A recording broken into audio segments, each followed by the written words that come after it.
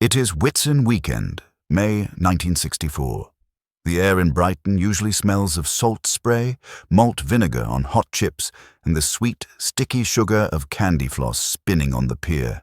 But today, that familiar seaside perfume is being choked out by a different scent, the thick blue haze of two-stroke oil and the sharp tang of burning rubber. On the promenade, families in their Sunday best clutch their picnics, freezing in the unseasonably cold wind, watching with wide, fearful eyes. They haven't come to see a Punch and Judy show today, they are witnessing an invasion. From the London road, a low hum builds into a deafening roar. On one side, the chrome-laden mirrors of Lambrettas catch the grey light like the armour of a modern cavalry.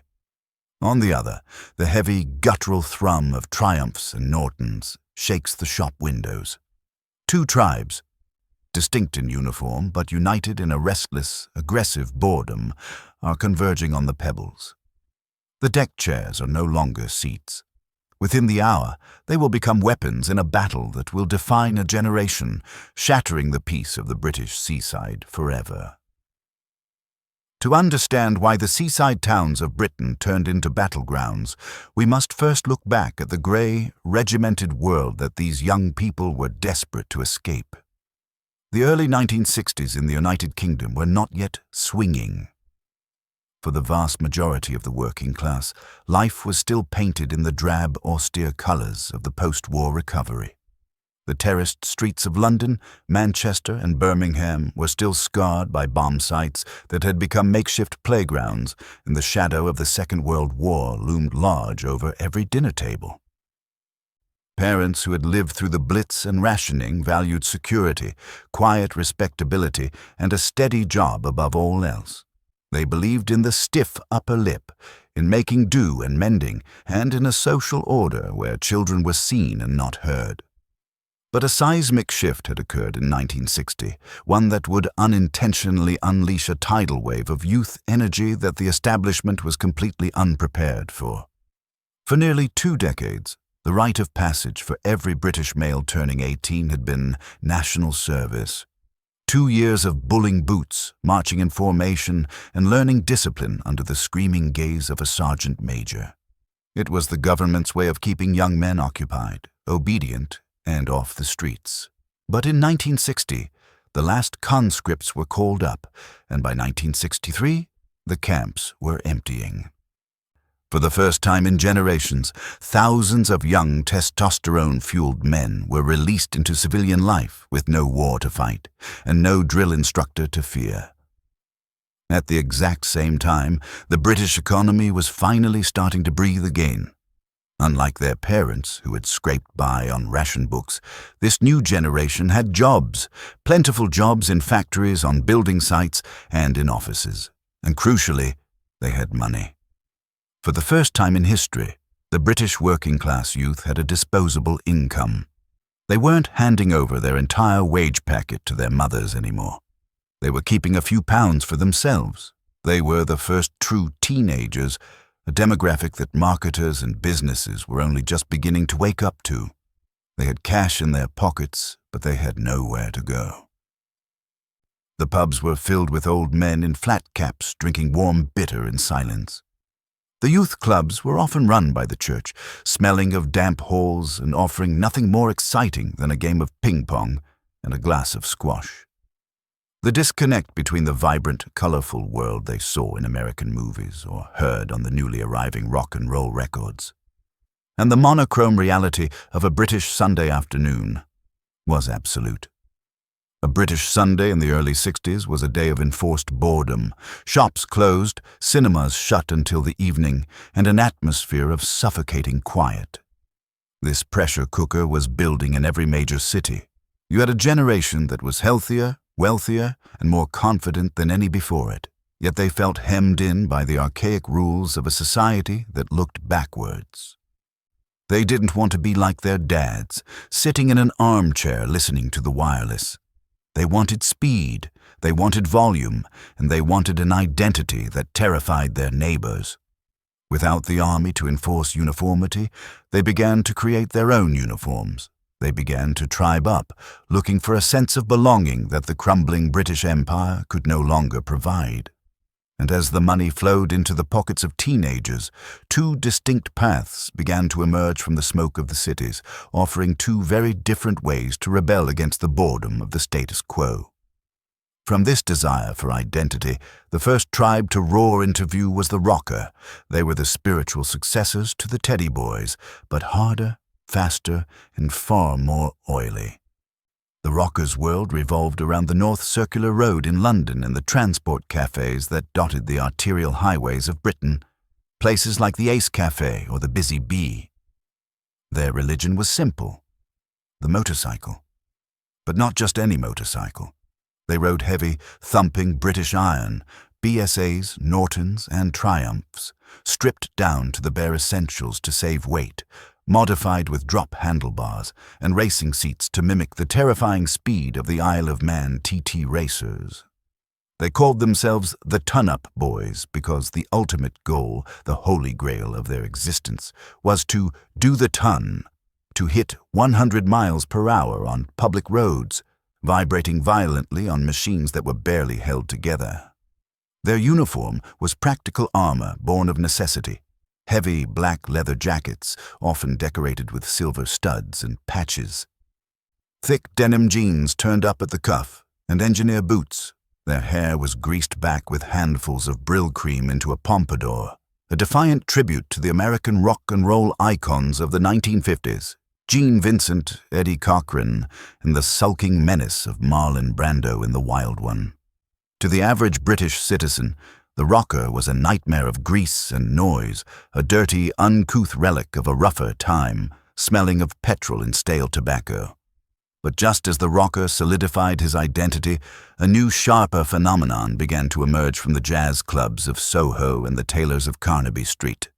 They called themselves the Modernists, eventually shortened simply to Mods.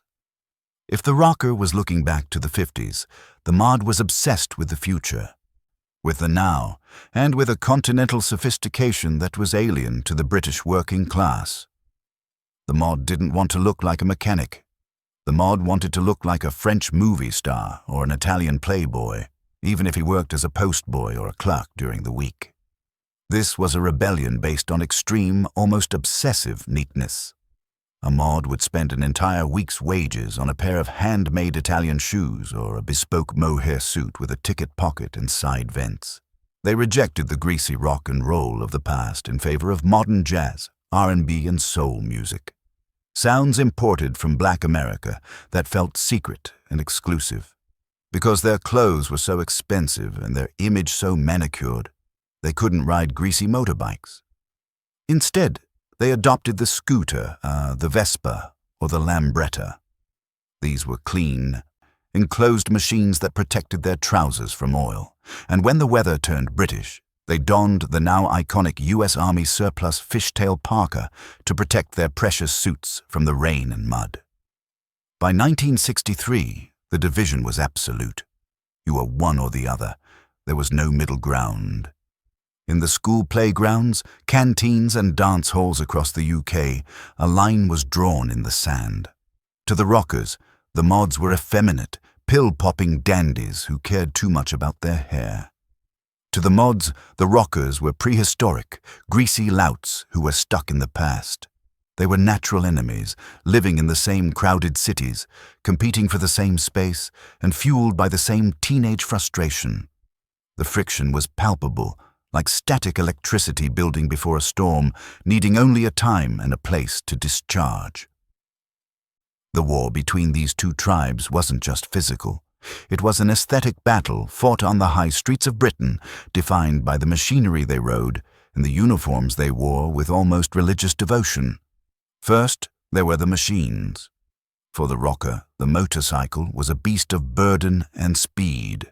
These were the glory days of British engineering: Norton, Triumph, BSA, Ariel. They were heavy, thumping monsters that vibrated so violently they could numb your hands in 10 minutes. A rocker didn't just buy a bike. He built a cafe racer. They stripped off the fairings, replaced the handlebars with low, clip-ons that forced the rider into a crouching, racing position and tuned the engines until they spat fire. They were loud, they leaked oil onto the driveway, and they required a brute strength to kickstart on a cold morning. The sound of a rocker arriving was a deep, guttural roar that rattled the teacups in the front room. It was a machine that demanded respect and grease under your fingernails. In stark contrast, the Maud rode into town on a whine of Italian two-stroke. The Vespa and the Lambretta were designed as cheap, practical transport for post-war Italy, but in the hands of British teenagers, they became rolling works of art. The Maud didn't strip his machine down, he dressed it up. They loaded the front racks with 10, 20, sometimes 30 mirrors, crash bars and fog lights. Not because they needed to see behind them, but because it looked flash. They attached raccoon tails to aerials and painted their side panels in two-tone candy colors. The scooter was a fashion accessory, a mobile throne that allowed them to glide through traffic without creasing their trousers, creating a high-pitched swarm sound that became the siren call of the invasion. Then there were the uniforms. If you walked into a pub in 1964, you could read the room instantly. In the corner stood the rockers, clad in heavy black hide. The Lewis leather jacket was the ultimate status symbol, often adorned with silver studs spelling out the name of their gang or their girlfriend. White silk scarves were wrapped around their necks, originally to stop the chafing of the wind at 100 mph, but eventually just part of the look. They wore heavy engineer boots or winkle pickers and thick, turned-up denim jeans that were stiff with dirt and oil. Their look said, "I'm dangerous, I'm tough, and I don't care what you think." The Maud, however, was a peacock. Their obsession was detail. Underneath the ubiquitous olive-green M51 fishtail parka, bought cheap from army surplus stores, lay a world of expensive tailoring. They wore slim-cut mohair suits, Fred Perry polo shirts buttoned to the top, and hush puppies or desert boots. The parka was merely the cocoon to protect the butterfly inside. They obsessed over the width of their trousers, no more than 14 inches at the bottom, and the cut of their hair, often styled like French movie stars.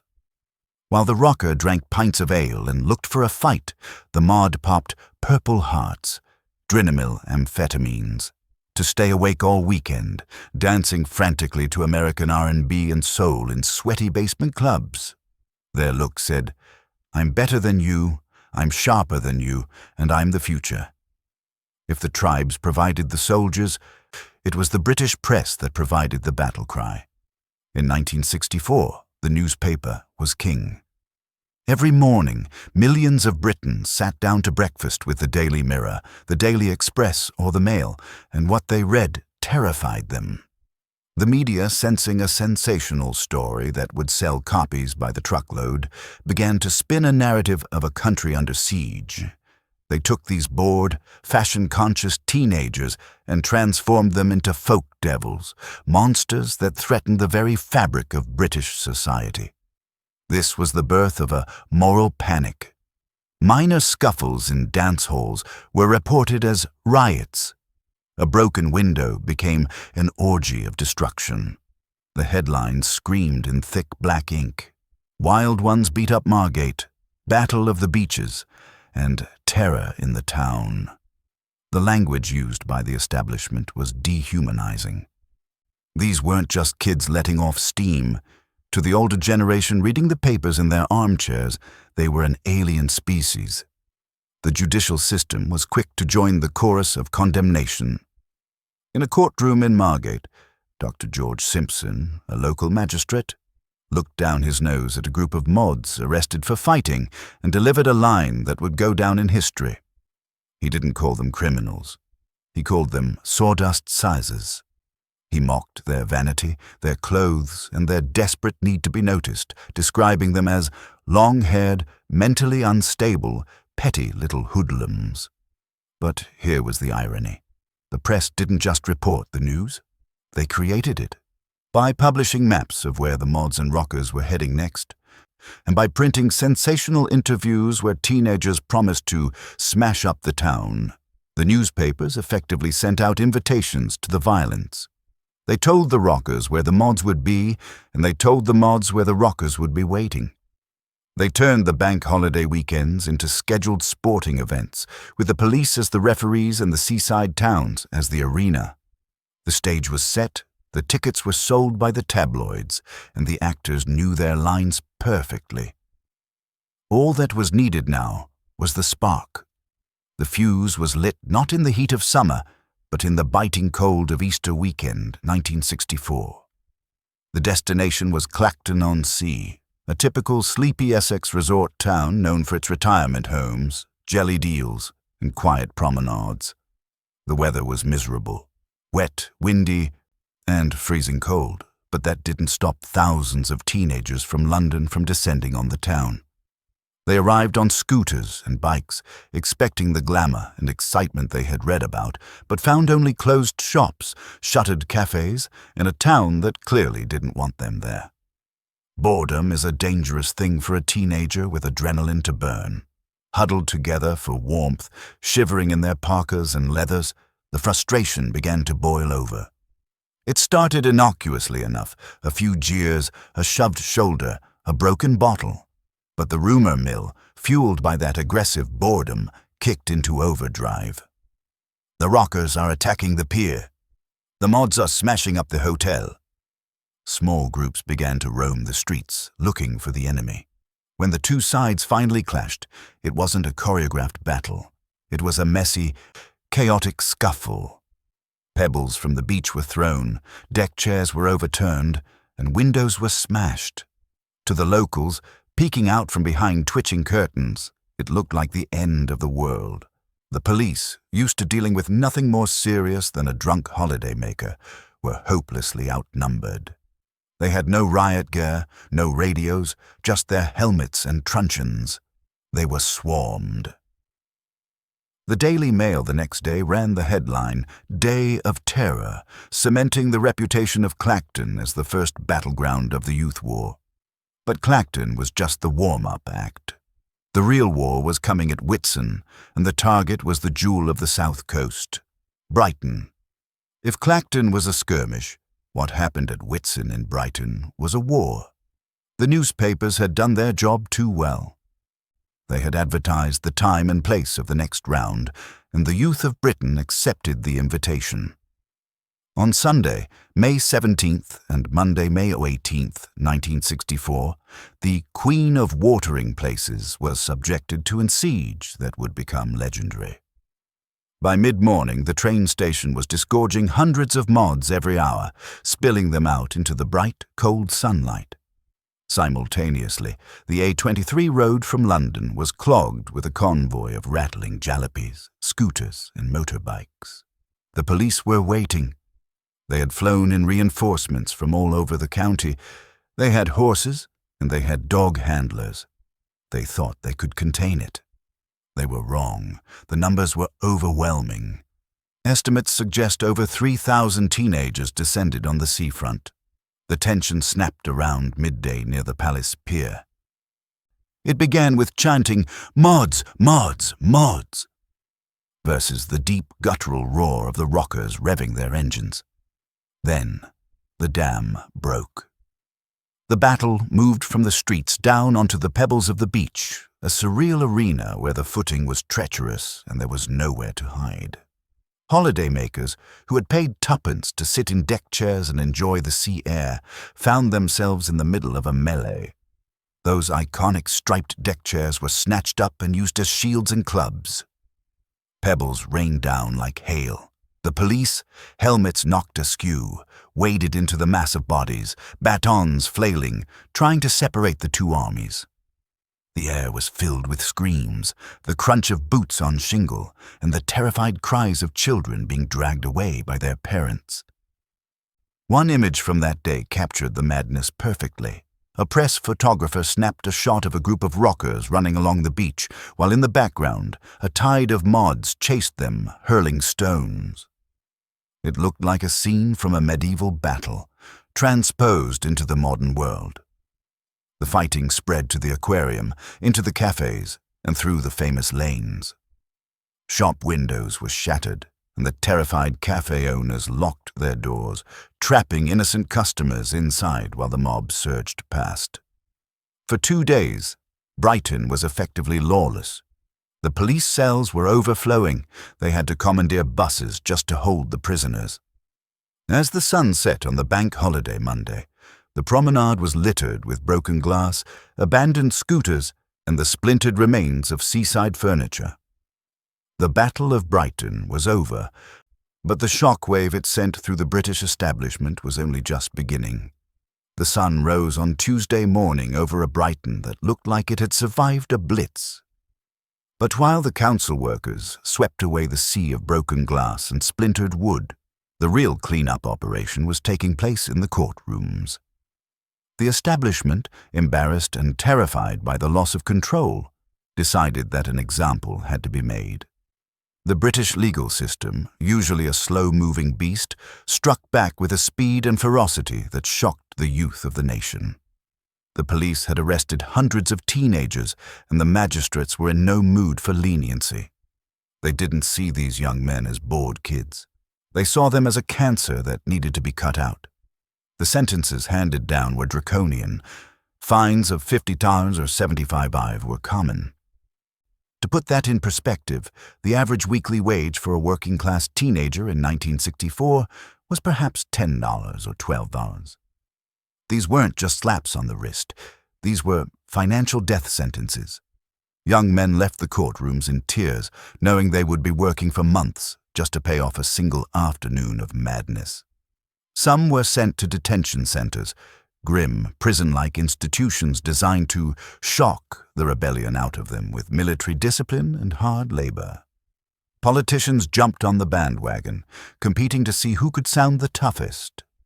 MPs debated bringing back the birch, corporal punishment, or bringing back national service specifically to deal with the hooligan element. The Labour MP for Brighton even suggested that these long-haired louts should be banned from all seaside resorts permanently. The message was clear. The fun was over. The state had tolerated the new youth culture as long as it kept to the dance halls and the cafes, but the moment it spilled onto the streets, the hammer came down. But the crackdown wasn't just legal, it was cultural. The media, having milked the story for every drop of sensation, now turned its back on the tribes. The mod look, once the pinnacle of cool and exclusivity, became commercially diluted. As the high street caught on, you could buy mod gear in Woolworths.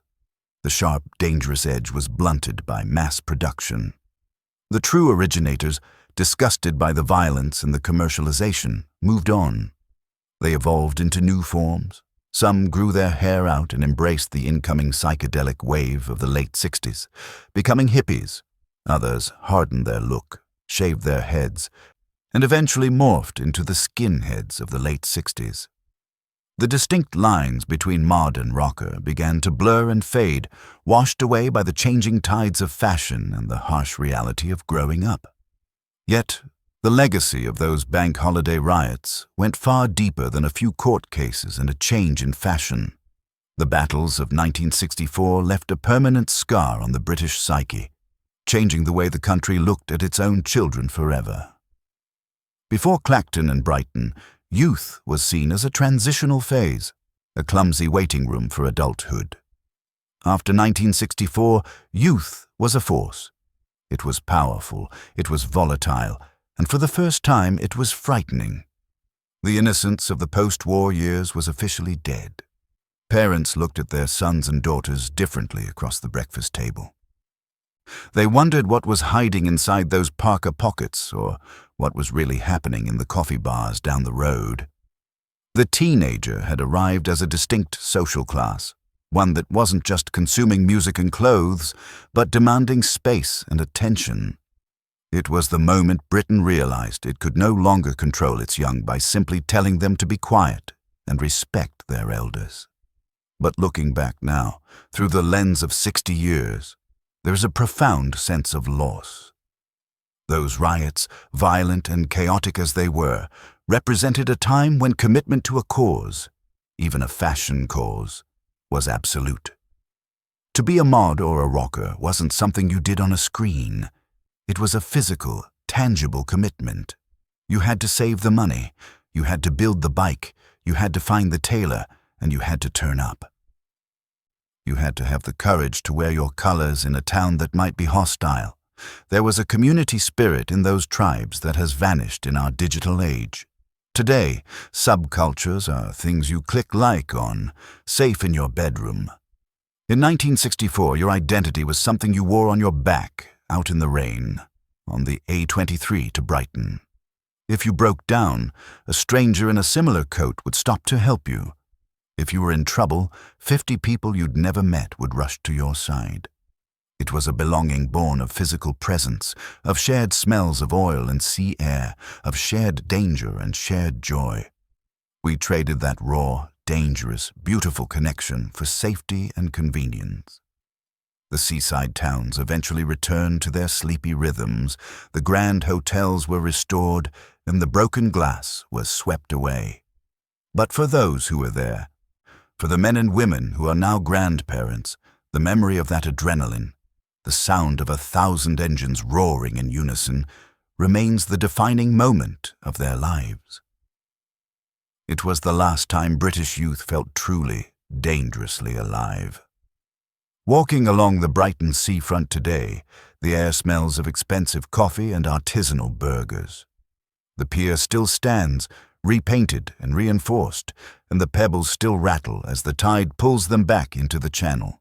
But the ghosts of Whitsun 1964 are becoming harder to see. The ferocious energy that once electrified this coastline has been replaced by the polite shuffle of tourism. It is easy to look back at the mods and rockers' riots and see only the violence, the broken windows, the terrified holidaymakers, the sheer waste of it all. But to dismiss it as mere hooliganism is to miss the point entirely. That explosion of anger and style was the birth pangs of modern Britain.